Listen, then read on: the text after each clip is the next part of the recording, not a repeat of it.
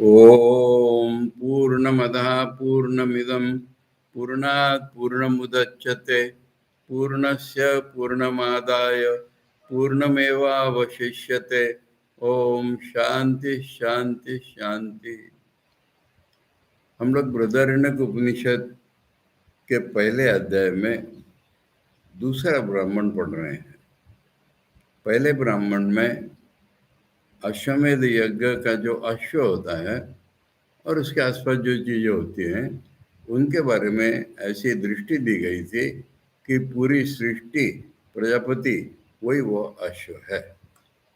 अब ये द्वितीय ब्राह्मण में अश्वमेध यज्ञ का जो अग्नि होता है उसके बारे में दृष्टि दी जा रही है। उसकी उत्पत्ति बता करके उसके बारे में दृष्टि दी जा रही है और दृष्टि यही होगी कि वो प्रजापति है,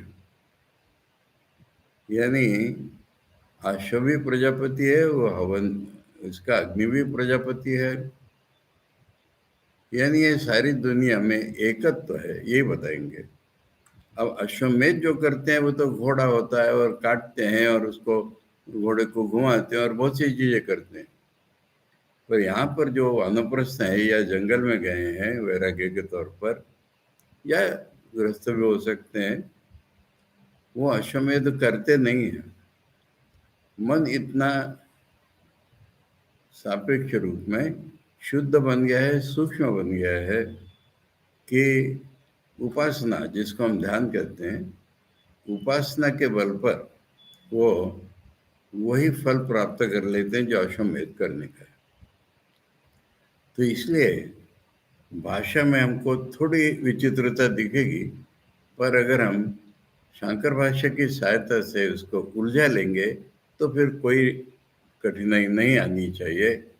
तो हम इसमें एक संबंध कनेक्शन बनाने के लिए या मेरे बोलते में कोई गलती भी हुई हो तो उसको सुधारने के लिए दोबारा हम द्वितीय ब्राह्मण के पहले मंत्र से चलते हैं। और पूरा भाष्य ननुफलों को पढ़ने की जरूरत नहीं है, पढ़ लिया था हमने घट भाष्य वगैरह। ये जो शब्दों का अर्थ आचार्य ने समझाया है उतना लेकर के आगे बढ़ेंगे। तो हम द्वितीय ब्राह्मण का पहला मंत्र दोबारा पढ़ते हैं। नैव इह किंचन अग्रे आसीत् मृत्युना एव इदम आवृतम आसीत् अशनायया अशनाया ही मृत्युः तन्मनो अकुरुत आत्मन्वीस्याम इति सो अर्चन अचरत तस्य अर्चता आपो अजायन्त अर्चते वै मे कम अभूदिति तदेव अर्कस्य अर्कत्वम् कम ह वा अस्मै भवति य एवं एतद् अर्कस्य अर्कत्वं वेद। तो यहाँ सृष्टि की उत्पत्ति के पहले आचार्य समझा रहे, सृष्टि की उत्पत्ति के पहले माने नाम और रूपों में प्रविभक्त ऐसा कुछ नहीं था। यहाँ पहले कुछ नहीं था माने आज जैसा हमको नाम और रूपों के द्वारा पूरी दुनिया दिख रही है ऐसा कुछ नहीं था जो कि नाम रूपों के द्वारा प्रविभक्त हो। अव्यक्त रूप में था जो था, ये इसका तात्पर्य हुआ। मृत्यु न एवं इदम अमृतम आसीत, यानी यहाँ पर तो कह रहे कुछ था, तो जो था वो मृत्यु के द्वारा ढका हुआ था। अब इसका भी अर्थ हमें समझना है। मृत्यु तो हिरण्यगर्भ को भगवान को ही सृष्टिकर्ता के रूप में मृत्यु कहेंगे, क्योंकि प्रलय में वो सबको निकल लेता है। इसलिए वही हमारे, अगर हम प्रजापति भी बन गए तो हमारा भी लय हो जाता है। इसलिए ये जो भी फल है इसका ये लिमिटेड है, ये बताना है यहाँ पर। तो अग्नि का रूपक बनाया जा रहा है, तो यहाँ जो भी कुछ दिख रहा है ये मृत्यु के द्वारा ढका हुआ था, भूख के द्वारा ढका हुआ था। फिर कह रहे हैं भूख, क्योंकि भूख ही मृत्यु है। यानी एक विषयी को विषय का उपभोग करके खत्म कर देने की इच्छा होती है, इसलिए उसका नाम मृत्यु है। इस दुनिया में भगवान ने सब कुछ बनाया और फिर निगल लिया, तो इसलिए उसका नाम मृत्यु है। उदाहरण अगर हम लेंगे, श्री राम कृष्ण देव की इच्छा हुई कि माया का कार्य देखूंगा, तो उनके सामने गंगा जी से एक 16 साल की सुंदर सी लड़की आई। देखते देखते उसके स्तन बड़े हो गए और बच्चे गर्भ हो गया, बच्चे को जन्म दिया और बच्चे को बड़े लाड प्यार से पालन किया और फिर राक्षसी जैसी हो गई, उस बच्चे को मुंह में रख के चबा करके निकल गई और फिर गंगा जी में चली गई। अब ये यहाँ पर ऋषि ने अलग प्रकार का रूप दिया है हमको। तो ये भूख लगती है, इसी का नाम मृत्यु है। यानी विषयोपभोग करके बोलो या प्रलय में बोलो, दुनिया को खत्म कर देता है, इसलिए वो मृत्यु है। अब उसको अपनी महानता मालूम है कि मैं हूँ, मेरे से बनता है, मेरे से बिगड़ता है, मेरे से प्रलय हो जाता है सब, तो इसलिए उसको अपनी महानता मालूम है, तो इसलिए अपनी पूजा करता है वो। और है कौन दूसरा जिसकी वो पूजा करेगा? कई बार सवाल आता है कि अद्वैती है, ध्यान किसका करते हैं, पूजा किसकी करते हैं? वो आत्मा को सब रूपों में देखते हैं, इसलिए जिसकी मर्जी पूजा करते हैं वो। पूजा तो आत्मा के ही करते हैं। और ये भी हम श्री राम कृष्ण देव में प्रत्यक्ष देखते हैं। काली की पूजा करते करते अपनी पूजा करने लग जाते थे, क्योंकि वो जो काली है, काली कौन है? विश्व ब्रह्मांड की सृष्टि करता है वही ब्रह्मा। वही ब्रह्मा काली के रूप में है, जगन माता। काली कोई अलग एक देवता नहीं होती। स्वामी जी जैसे मजाक से कहते थे कि वो तो संथाल परगने की कोई लड़की है, ऐसा नहीं है। काली माने विश्व जननी। अब उसका नाम तो उन्होंने काली दे दिया। यहाँ पर भी बीच में नाम अदिति आ जाएगा उसका। तो इसलिए ये वही जो सगुण ब्रह्म के रूप में, कर्ता के रूप में है, तो उसकी पूजा करते करते अपनी करने लगते थे, क्योंकि अपने अंदर ही उसको दिखता था। ये दिखने में दो हैं पर एक ही है, यही इसका लेसन है। पूरी उपासना का पाठ यही है कि दुनिया में जितनी वैरायटी दिखती है, एक्चुअली एक के ही रूप में, यही बताना है उनको।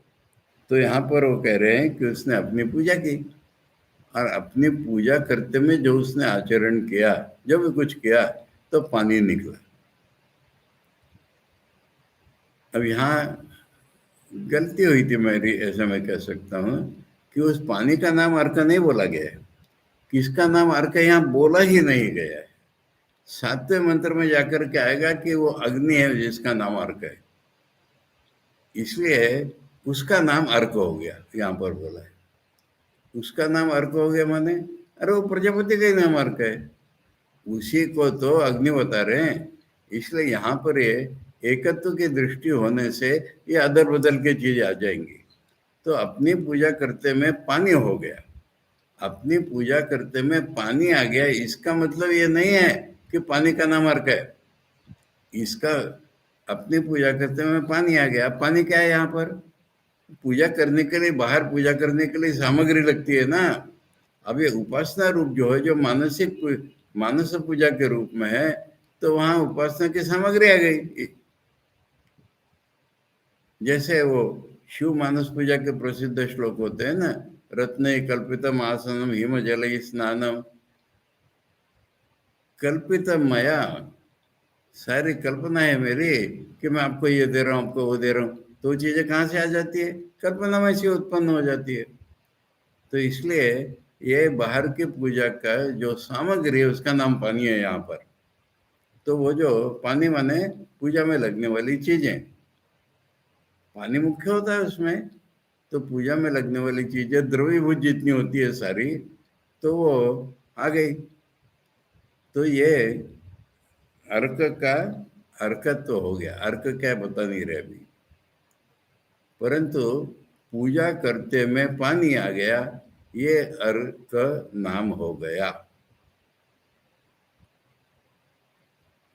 फिर कहते कि ये अगर किसी ने जान लिया, यानी इस पद्धति से उसने उपासना की प्रजापति से एक होकर के, कि मैं हूँ, मेरे ही द्वारा मेरे रूप ढके हुए हैं और मैं अपनी पूजा कर रहा हूँ और पानी निकल आता है और उसमें आनंद भी बढ़ता है मेरा, मैं अपनी पूजा करता हूँ तब। तो इसलिए ये यही अर्क नाम होगा। अब मेरा ही नाम अर्क होगा और कुछ तो ही नहीं वहाँ पर। तो बाद में देखेंगे कि ये अग्नि आ जाता है, इसलिए ये अग्नि का नाम अर्क होगा। तो ये पहला मंत्र हुआ, सरल है, समझने में हमारी गड़बड़ी होती है, इसलिए आचार्य को वो घट भाष्य रचना पड़ा। पर मंत्र का अर्थ आचार्य की सहायता से बोलो, सरल रूप में हमने समझ लिया।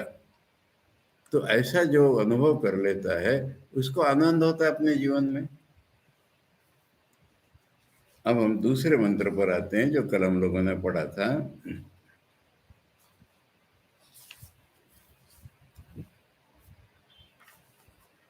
आपो वा अर्कः तद यद अपाम शर आसीत् तत् समहन्यत सा पृथ्वी अभवत् तस्याम अश्राम्यत तस्य श्रान्तस्य तप्तस्य तेजो रसो निरवर्तत अग्नि। अब यहीं पर देखो, मेरी गलती भी नहीं थी कह रहा हूँ, पर वो यहाँ पर कह रहे कि वो पानी का नाम अर्क है, अपोवाह अर्क, यानी वो जो सामग्री निकली थी ना उसी का नाम अर्क है। तद यद अपाम शर आसित, अब वो पानी में जो थोड़ा घनीभूत हो गया, वो ऊपर की तरफ आ गया, जैसे दूध से दही जमाते तो मलाई ऊपर आ जाती है, तो इस तरह से वो जो पानी था, ये सारी एक ही चीज है, खुद ही वो पूजा की चीज बनाए। तो जो पानी था वो थोड़ा घनीभूत हो गया और उसका जो शर माने घन रूप ऊपर आ गया, सामान्य तो वो इकट्ठा हो गया, वो पृथ्वी हो गई। यानी सृष्टि रचना भी अगर देखो तो उसने पहले, जैसे आचार्य ने बताया, आकाश वायु तेज जल बनाया और फिर पृथ्वी आ गई जल से। तो यही वर्णना तैत्तिरीय में पूरी तरह से दी है, इसमें इसमें केवल उपासना के लिए ऐसी दी है। अब ये जो करने वाला है, ये तो बड़ा काम किया, पृथ्वी ब्रह्मांड बना दिया पूरा, तो वो थक गया। ये भी एक सापेक्ष रूप में हमारे गुणों के आरोप उसके ऊपर करके, मैंने कल बताया था आप लोगों को कि ईसाई लोग ऐसे कहते कि 6 दिन उसने किया तो फिर थक गया और संडे को उसने कुछ नहीं किया, तो इसलिए इस तरह से संडे को आराम किया। तो यहाँ पर जो है वो कि वो थक गया। अब ये जो थका हुआ था और तपा हुआ था, तब क्या एकाग्र किया अपने मन को, तभी तो ये बना पाया था। तो इसलिए वो तब किया उसने। पहले इसमें ये आया था कि पहले मंत्र की एक दो बातें शायद हम लोग छोड़ गए, कि उसने सोचा था कि मैं आत्मवान हूँ, यानी मुझे कुछ रचना है, करना है, ये कर्तापन तो मेरे में आ जाए, ये आत्मवान होना है। और ये कर्तापन आने के लिए मन की जरूरत पड़ती है। स्वरूप में, निर्गुण स्वरूप में एकमेव अद्वितीय है, पर जो वो कर्ता बनता है तब जो है ये मैं आ जाता है, उसका मैं मन में होता है। तो इसलिए उसने सोचा मन बना लूं, और मन बनाने के लिए उसने तपस्या की थी, और मन बनाने के लिए उसने पूजा जो करने लगा तो पानी निकला था। तो अब ये मन तो उसके पास है, अब ये थक गया तब गया, मैंने मन को एकाग्र किया उसने। अब उसका रस जो है शरीर का तपने पर, शरीर अभी स्थूल बना ही नहीं है, पर मन ही तो उसका शरीर है अभी। और जब मन पूरा एकाग्र करके उसने कुछ किया, दुनिया बनाई, ब्रह्मांड स्थूल हो गया, तो वो थक गया और तब गया। अभी जो थक गया तब गया, इसके पूरे अंग से, शरीर से रस निकला, वही अग्नि है। तो यहाँ पर अग्नि का उल्लेख आया है। अभी अभी अग्नि को अर्क के साथ नहीं जोड़ा है, पर ये अग्नि आ गया। यानी इस अग्नि में कर्म चलेगा पूरा। कर्म जो है उसका आधार ही अग्नि है। अब ये जो घोड़ा भी नहीं, अग्नि भी नहीं है, मन मानसिक रूप में ये पूरा मन को एकाग्र करके उपासना चल रही है, तो इसलिए ये अग्नि आ गया। यहाँ तक हमने पढ़ा था। अब हम तीसरा मंत्र पढ़ते हैं। अब कनेक्शन लग गया ना।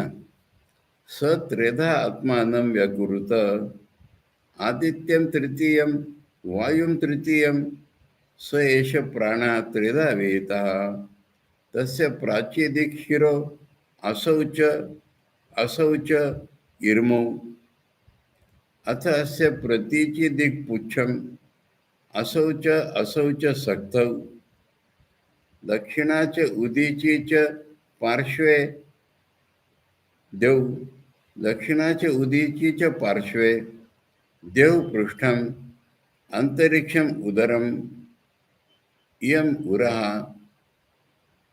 स एषो अप्सु प्रतिष्ठितो यत्र क्व च एति तदेव प्रतिष्ठति एवं विद्वान। अब उसने उसने मैंने किसने, जिसने तपस्या की थी उसी ने ना, जो पानी बन गया था उसी ने ना। तो उसने अपने आप को तीन रूप में बांट लिया। तीन रूप में क्या बांटा? तो वायु तीसरा, तीसरा माने एक तृतीयांश वायु है, ये कहना है उनको। पहले तीसरा दूसरा पहला नहीं बताते, परंतु तीन रूपों में बांट लिया। उसका 1/3 जो है वो वायु है, और 1/3 जो है आदित्य। आदित्यम तृतीयम वायुम तृतीयम, और 1/3, इसलिए तीसरा तीसरा दो बार नहीं होता ना। तो तृतीयम का अर्थ 1/3 ये लेना है, तृतीयांश। तो उसका तृतीयांश आदित्य, तृतीयांश वायु है। और तृतीयांश बताया नहीं आपने, क्योंकि जिसने अपने को बांटा उसका तृतीयांश वही है। स एष प्राण त्रिधा विहिता। प्राण भी हिरण्यगर्भ का ही नाम है, जीवंत है इसलिए। तो इसलिए वह जो प्राण है वही तीन भाग हो गया। एक भाग ये भाषा समझ लेने की होती है, शॉर्ट नोट्स के रूप में होती है ये, इसलिए ऋषि के मन में क्लियर है। अब किसने किसी को पढ़ा है, उसने नोट जैसी लिख लिए पॉइंट्स, तो उसको तो मालूम है ना कि जो उसने तीन रूप में बांट लिया, 1/3 सूर्य, 1/3 वायु, 1/3 वो बचा हुआ जो खुद है वो है प्राण। तस्य प्राची दीक्षिरो। अब देखो तीन भागों में बांटा था, अब दूसरे रूप में वर्णन आ गया उसका। सारी दुनिया कवर हो जानी चाहिए ना, ये मतलब है। तो पूर्व दिशा में उसका, अब ये उसका जो रूप है ये अग्नि का रूप है, न कोई पुरुष है न घोड़ा है, ये समझने की बात है। तो उसका पूर्व दिशा में सिर नहीं, पूर्व दिशा ही उसका सिर है। यानी पूरा ब्रह्मांड आ रहा है ना। असौच इर्मो, यानी अभी हमारे दो हाथ या घोड़े के अगले दो पैर ये उस सिर के पास होते हैं ना। तो ये जो पूर्व दिशा के पास जो दो दिशा होती है, जिसको हम उत्तर पूर्व दक्षिण पूर्व कहेंगे, तो ये जो कोने में दो दिशाएं होती है ना, इनके अपने नाम भी होते हैं। ईशान्य और आग्नेय, आग्नेय दक्षिण पूर्व। यानी आजकल के मैप के हिसाब से अगर हम लो तो पूर्व माने अगर हम दिल्ली में बैठे हैं तो वहां से बंगाल की तरफ हो गया पूर्व। तो आग्नेय कौन सा हुआ? दक्षिण पूर्व, यानी मद्रास की तरफ वो दक्षिण पूर्व आ गया। और उत्तर पूर्व, उत्तर पूर्व माने नॉर्थ ईस्ट फ्रंटियर कंट्री, 7 खंड हो गए आज उसके, तो वो ईशान्य कहलाएगा। तो ईशान्य, आग्नेय, वायव्य, नैऋत्य। तो ये ईशान्य और आग्नेय, ये इसके 2 हाथ या सामने के 2 पैर हो गए, इर्मु। अथ अस्य प्रतीचि दिक्पुच्छम। अब आदमी खड़ा है तो पीठ हो गई है।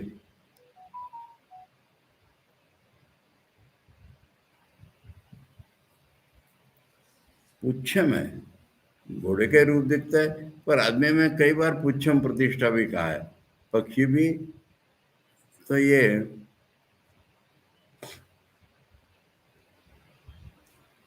पश्चिम दिशा जो है वो इसका पुच्छ माने पिछला भाग है।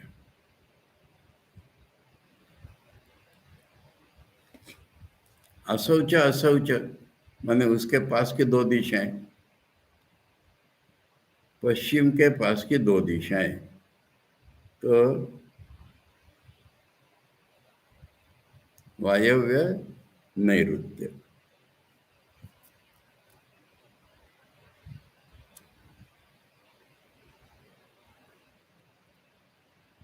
असौच, असौच सख्यौ। अब आदमी लो तो जिसको नितंब कहते हैं, बटक्स आदमी के, कुल्ली, जूते, तो वही पीछे के 2 एंगल्स है ना, हम घोड़े के भी पीछे के ले सकते हैं। तो वो सक्तो। तो ये जो सख्त हैं वो 2 दिशाएं हैं, जो वायव्य और नैऋत्य दिशा है, ये उसके शक्ति ने।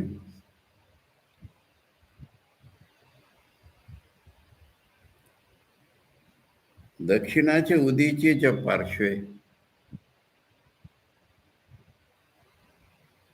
मैंने पूर्व में खड़े ना, तो दक्षिण और उत्तर ये दोनों हमारे बगल या घोड़े के साइड्स।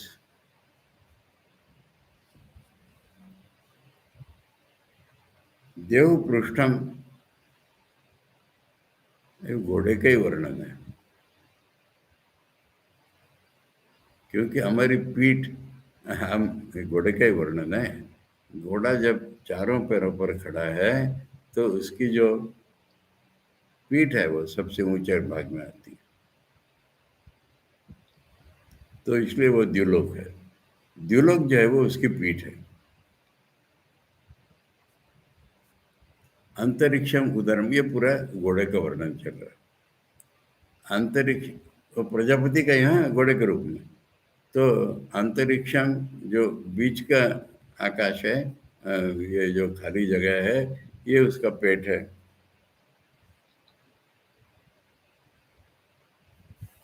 इयम पुरः,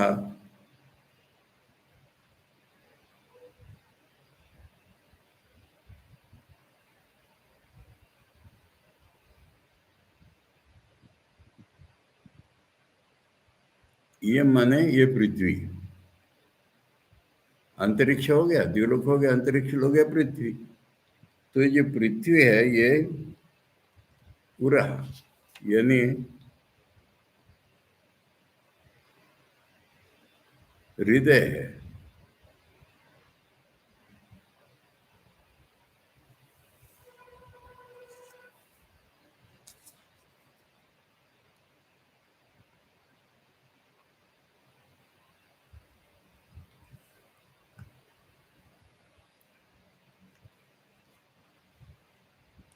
और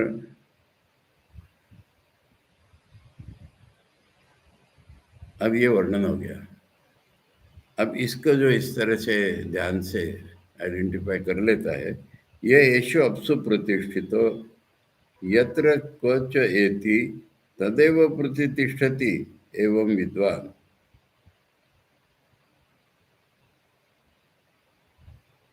स एषो एवं विद्वान, मैंने इसको इस तरह से जो जान लेता है, वो जहां कहीं भी जाए उसकी प्रतिष्ठा बन जाती।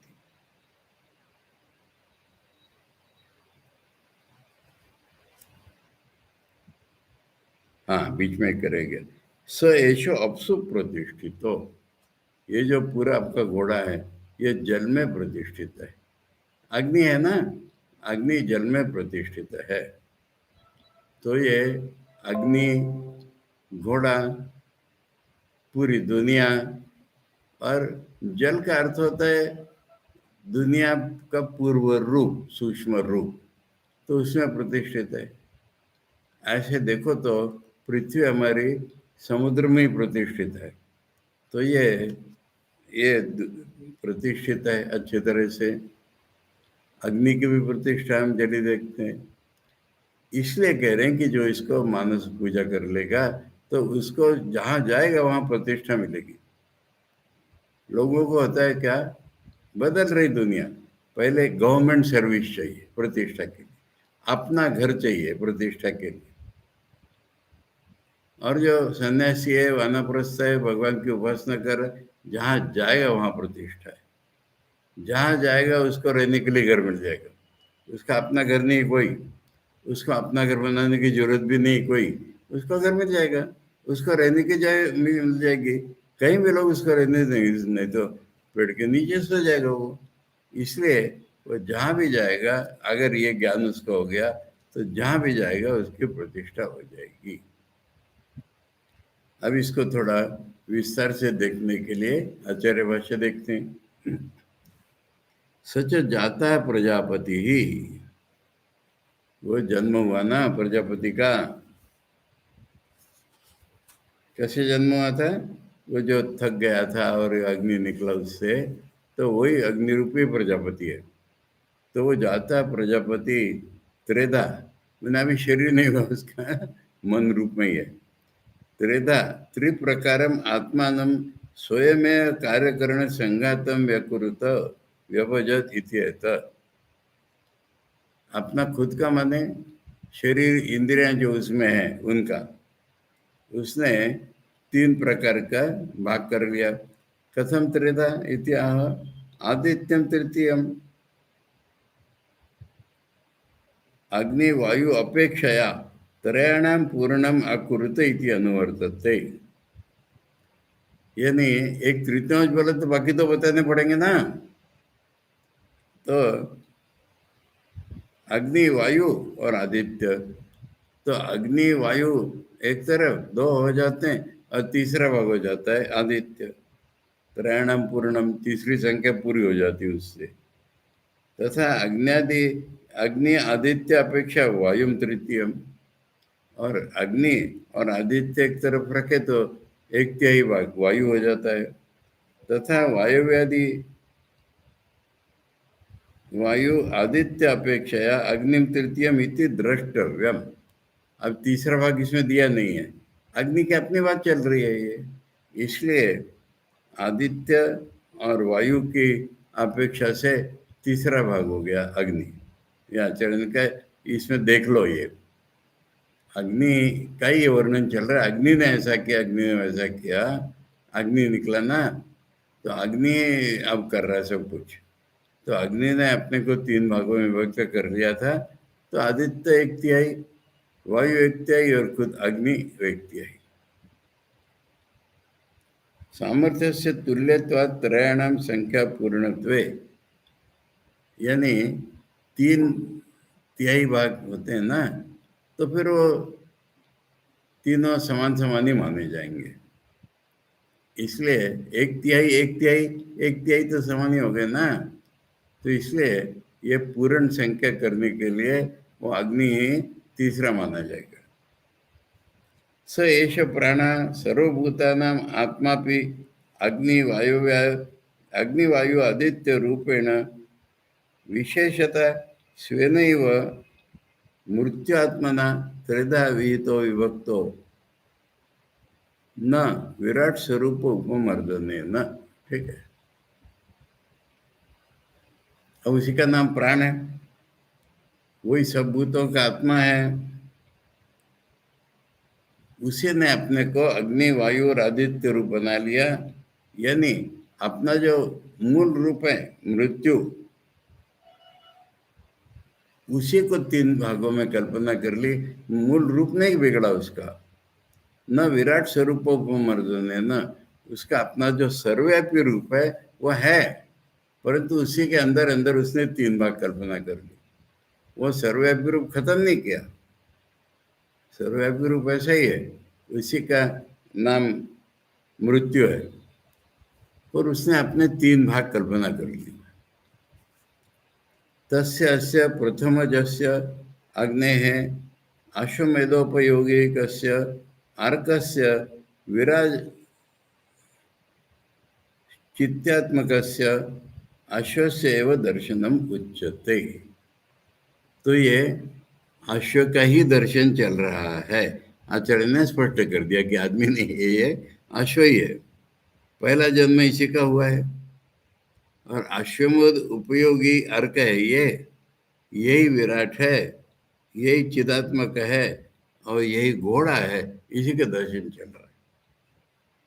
सर्वा ही पूर्वोक्त उत्पत्तिरस्य स्तुत्यर्थ इति अवोचाम इत्थम असौ शुद्ध जन्मा इति।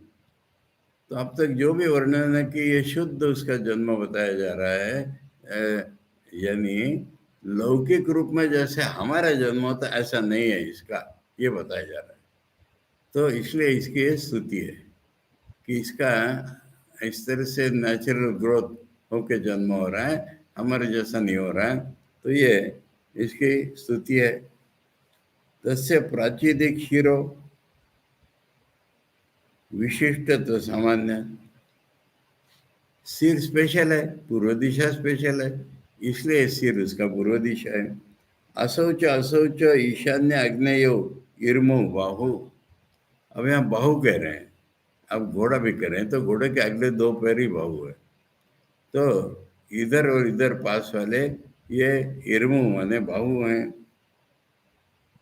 ईर यतेर गति कर्मणा, देखो बाहु बोला है, हाथ से चलता नहीं आदमी, पर ये इर्म बोला है, ये ईर शब्द है, ईर यते, ये गति के अर्थ में, तो घोड़े के पैर ही हैं वो सामने के।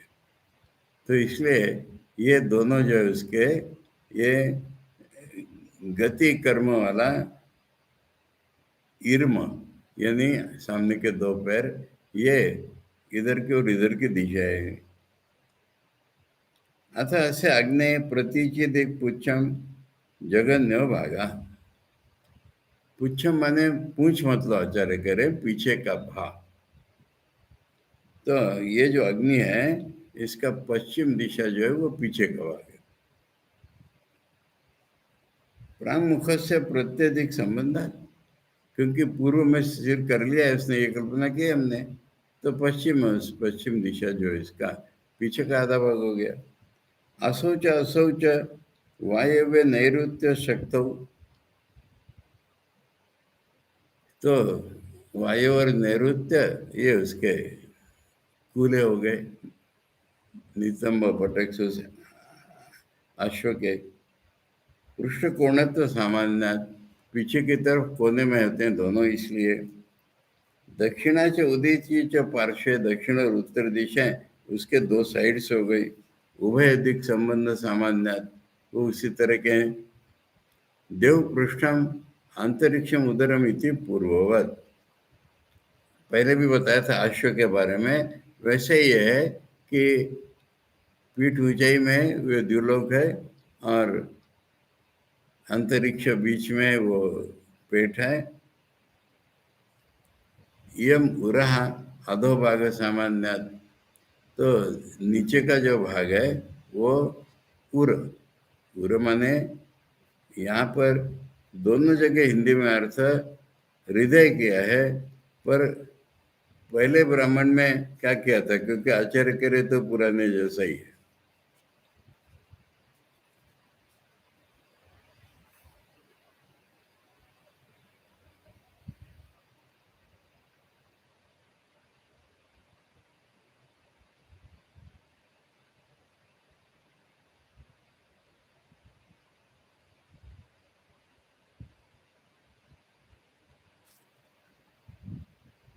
ठीक है, अब नीचे की तरफ क्या लटकता है, वहां वो प्लिया वगैरह बताया था। ठीक है, पूरा माने पेट के नीचे का भाग, उसको हृदय बोलो जो बोलो, पूरा साधारणता हृदय के लिए आता है इसलिए।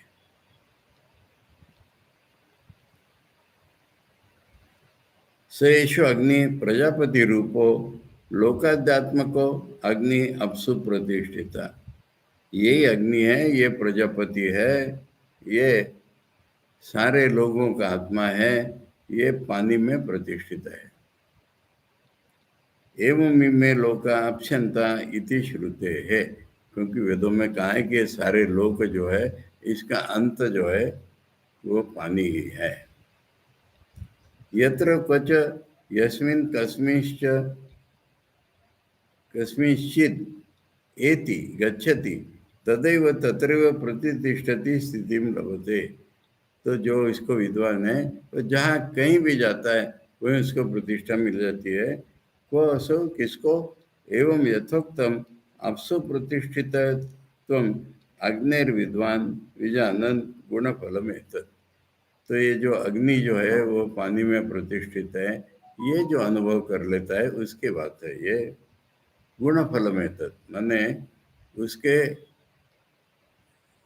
गुण इसकी समानता है, इसलिए ये फल है इसका, गुण रूप में फल है उसका।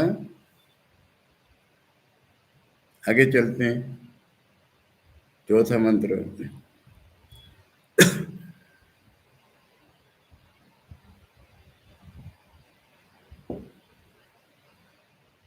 सो अकामयत द्वितीयो में आत्मा जायत इति स मनसा वाचम मिथुनम समभवत आशनाया मृत्यु तद यद रेत आसीत स संवत्सरो अभवत।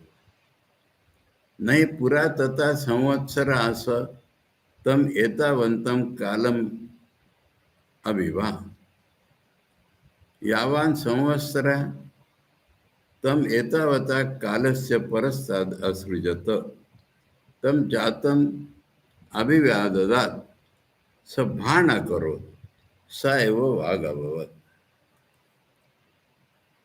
अब उसने सोचा मेरा दूसरा भी शरीर चाहिए, दूसरा मैंने पुरुष स्त्री जैसा नहीं, दूसरा मन हो गया, अब शरीर स्थूल चाहिए उसको, मन हो गया उसका, वो शरीर हो गया, अब उसको दूसरा शरीर चाहिए, मैंने और स्थूल रूप चाहिए काम करने के लिए। तो उसने इच्छा की कि मेरा दूसरा आत्मा हो जाए, आत्मा माने शरीर इति। तब उसने क्या किया, मनसा वाचम मिथुनम समभवत, मन को वाणी में लगा दिया। वाणी कौन सी, वेद। मन को वाणी में लगा दिया, यानी वेदों को याद किया। वही भूख वाला मृत्यु है, ये सब भूख वाला मृत्यु है। उसका रेत निकला, बीज निकला उसका, वो 1 साल हो गया। साल माने गणना करने लायक काल। सृष्टि का क्रम इस तरह हो रहा है कि जब स्थूल शरीर हो जाए तो गणना करने लायक काल बन गया। न पुरा तथा संवत्सर आस, उसके पहले गणने लायक काल ही नहीं था।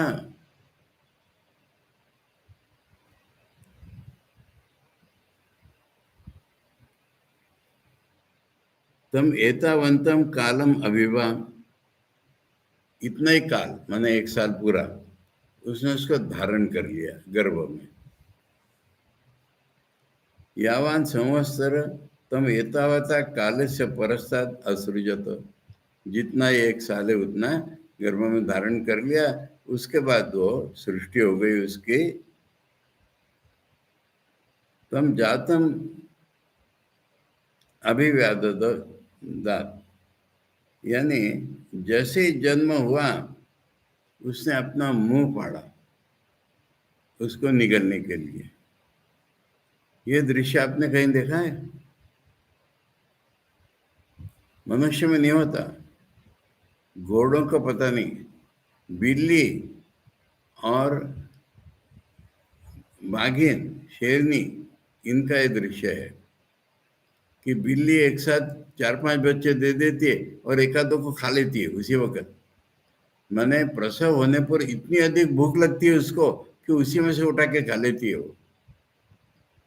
यही बाघिन और शेर सब बिल्ली के जात के हैं बड़े। तो इनकी यही कथा लोग कहते हैं।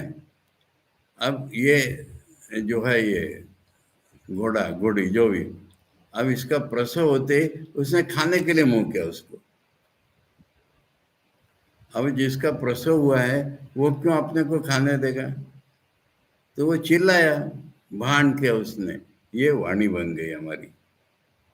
यानी ज्ञानेन्द्रिय कर्मेंद्रिय इत्यादि बन रहे ना सारे, तो इसका ये रूपक है कि उसका 1 साल उसने पेट में रखा और जन्म दिया, जन्म देते ही उसने मुंह फाड़ लिया उसको खाने के लिए, तो वो चिल्लाया भांड। वही हमारी वाणी हो गई सबकी। आचार्य भाष्य पढ़ते हैं,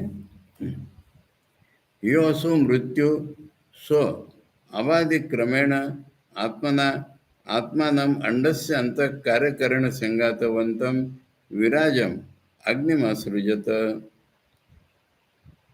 ये जो मृत्यु है उसने आकाश वगैरह पानी एक क्रम से अपने को अंडे के अंतर वाला कार्यकरण संगात बना लिया।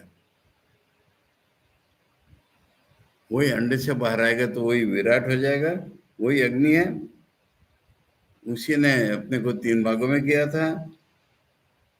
तो कैसे उसने करके सृष्टि की वो बताया जा रहा है। स मृत्यु कामयत कामितवान, उसने इच्छा की किम द्वितीय में मम आत्मा शरीरम ये न हम शरीर श्याम स जायत उत्पद्येत इति एवं एतद अकामयत। उसने कामना की कि मेरा और एक शरीर हो जाए। स एवं कामयित्वा मनसा पूर्वोत्पन्न, मन तो पहले हो ही गया उसका। वाचम त्रयीलक्षणम मिथुनम द्वंद्व भावम समभवत संभवनम कृतवान मनसा त्रयीम आलोचितवान। तो उसने मन को वाणी से मिथुन बना दिया, पुरुष स्त्री जैसा रूपक है। तो ये जो मन और वाणी का मिथुन हुआ, तो वाणी यहाँ पर हम तीनों वेदों को ही लेंगे। और उसने वाणी और मन को कपर मिथुन बना दिया, मतलब मन ने उसने सारे वेद पढ़ लिए या वेदों का ज्ञान मन में उसके आ गया। त्रैवीतम सृष्टि क्रमम मनसा अनुवालोचन इति अर्थ। अर्थ ये हुआ कि वेदों में सृष्टि बताई गई है, उसका ज्ञान इसको प्राप्त हो गया। को सो ये था कौन? अशनाया है लक्ष्य तो मृत्यु, जिसको पहले भूख बताई है वो मृत्यु की बात चल रही है। अशनाया मृत्यु इति उत्तम, भूख की मृत्यु है तो पहले कह दिया है। तमेव परामृशति अन्यत्र प्रसंगो महाभूति, इसमें दूसरा कोई नहीं आ जाए, मैंने मूल मंत्र में बीच में अशना मृत्यु आ गया, तो आचार्य के दूसरा नहीं आ जाए, इसलिए दोबारा इसका उल्लेख आ गया कि वो जिसकी बात चल रही थी ना वही है, उसी के रूप बनते चल रहे हैं। तद यत रेता आसित तद तत्र मिथुन यद रेता आसित, अब मिथुन बना दिया तो उससे रेत उत्पन्न होगा। प्रथम शरीरिणा प्रजापतिर उत्पत्तो कारणम रेतो बीजम ज्ञान कर्म रूपम, यानी प्रजापति की उत्पत्ति होगी स्थूल रूप में, इसलिए उसको कुछ रेत के बीज चाहिए। ये तो ज्ञान और कर्म का रूप है। यानी मनुष्य जब ये ज्ञान युक्त कर्म करता है तो वो प्रजापति के रूप में आने वाला है अगली बार, इसलिए यही रेत है। त्रयी आलोचनायाम यह दृष्टवान आसीत जन्मांतर कृतम, पिछले जन्म में उसने वो सारे वेद बनाए थे, तो वो जो जन्मांतर का ज्ञान है वो उसने फिर मन में ले आया। तद्भाव भावित हो, उसकी भावना से भावित हो गया। आय सृष्टवा अपसृष्टवा, पानी बनाया, तेन रेतसा बीजेन आपसु अनुप्रविश्य अंड रूपेण गर्भीभूता। तो वो जो रेत है पानी बना करके उसके भीतर में जैसे अंडे में जाता है ऐसा गर्भ बना दिया। स संवत्सरो भवत, वो भीतर 1 साल बन गया। संवत्सर काल निर्मातारा संवत्सर प्रजापतिरभवत, तो ये 1 1 साल के नियंता प्रजापति होते हैं, वो बन गया। न पुरा पूर्वम तथा तस्मात् संवत्सर काल निर्मातु प्रजापते संवत्सर कालो नाम नाम न बहु। इससे पहले सृष्टि बनी नहीं थी, तो इससे मैंने पहली सृष्टि नहीं, ये सृष्टि, तो इसलिए तब तक एक नियमित काल रूप में कुछ था ही नहीं। सूर्य निकलेगा, पृथ्वी निकलेगी, वो घूमेंगे, तो उसको घूमने का 1 साल लग जाएगा। ये सृष्टि के साथ साथ होता है ना, उसके पहले नहीं होता। तम संवत्सर काल निर्मातारम अंतर्गर्भ प्रजापतिम, वो संवत्सर काल जिसने बनाया उसके गर्भ में प्रजापति है भी। यावान यह प्रसिद्ध काला एतावंतम एतावत संवत्सर परिमाणम कालम अभिभा भूतवान मृत्यु, तो जितना ये काल है 1 साल, इतना उसने उसको पेट में रख लिया। यावान संवत्सर यह प्रसिद्ध तथा परस्तात् किम कृतवान, जब 1 साल पूरा हो गया तो उसने क्या किया।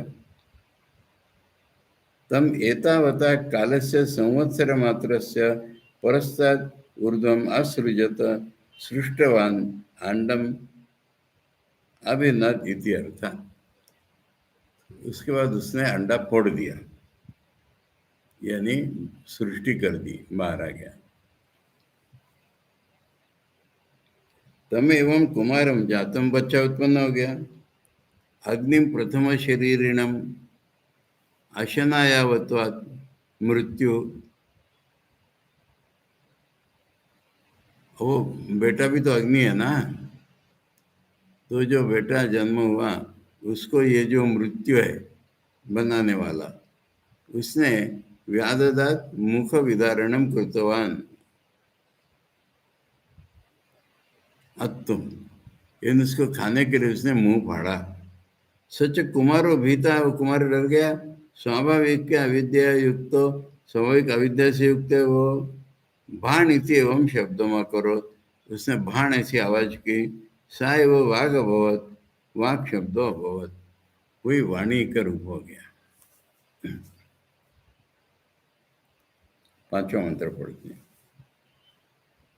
स इक्षत यदि वा इमं अभिमंसे कनीयो अन्नम करिष्ये इति, स तया वाचा तेन आत्मना इदं सर्वम् असृजत, यदिदं किंच ऋचो यजुंषि सामानि छंदांसि यज्ञान प्रजा पशून्, स यद यद एव असृजत तत्तद अत्तुम अध्रियत, सर्वं वा अत्ति इति तद अदितेर अदितित्वम्। सर्वस्य एतस्य अत्ता भवति, सर्वमस्य अन्नं भवति, य एवं एतद अदितेर अदितित्वं वेद। अब उसने सोचा, पहले तो खाने लगा, उसने भान किया, फिर उसने सोचा यार अभी खा लूंगा ना तो बहुत कम अन्न मिलेगा मुझे।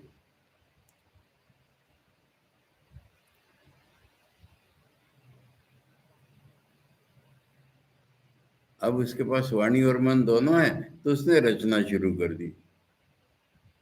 तया वाचा तेना आत्मना, मने शरीर, इदम सर्वम असृजत, दुनिया बना दी। यदिदम किंच, जो भी कुछ है, ऋग्वेद है, यजुर्वेद है, सामवेद है, छंद है, यज्ञ है, प्रजा है, पशु है, ये सारा बना दिया। उसने जो जो बनाया वो खाने के लिए पकड़ा था, यानी सब कुछ उसका अन्न ही बन गया। उसने जो बनाया है वो सब कुछ उसी का अन्न है। जो इस तरह से ध्यान में पा लेता है, सब कुछ उसका अन्न बन जाता है।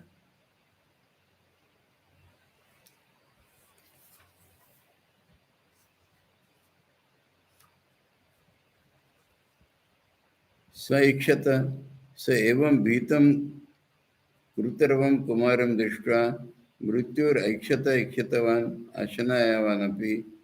ठीक है, इसका भाष्य कल पढ़ेंगे। बहुत सारे पढ़ लिया एक साथ हम लोगों ने, समय थोड़ा सा बाकी है, पर इसका भाष्य कल पढ़ेंगे। तो 5 तक मंत्र पढ़े आज, कोई रूपक चल रहा है, उसका 5वें मंत्र का भाष्य कल पढ़ेंगे हम लोग। ओम पूर्णमदः पूर्णमिदं पूर्णात् पूर्णमुदच्यते पूर्णस्य पूर्णमादाय पूर्णमेवावशिष्यते। ओम शांति शांति शांति। हरि ओम तत्सत। श्री रामकृष्णार्पणमस्तु।